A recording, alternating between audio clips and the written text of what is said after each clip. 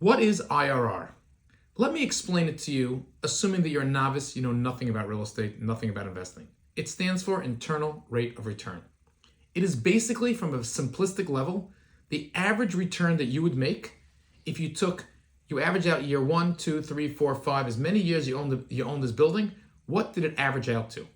The reason why it gets complicated, it's not just called an average return, is because it has to do with the time value of money, the timing of when you get those checks.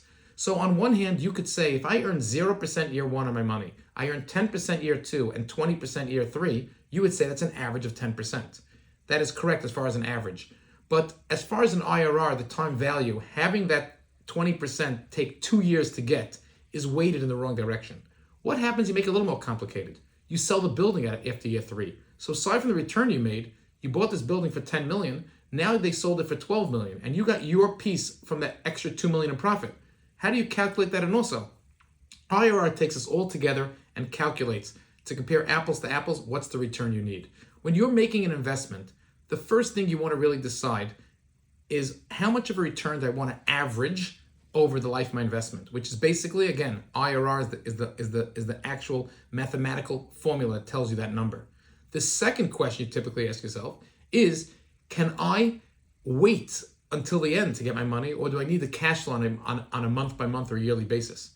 So IRR is an average, and on the month to month, on the year by year, it's called cash on cash return, which is basically how much cash am I making in my pocket this year, and then the IRR takes everything over the lifespan, time value of money, and when you sell the property, and brings it together.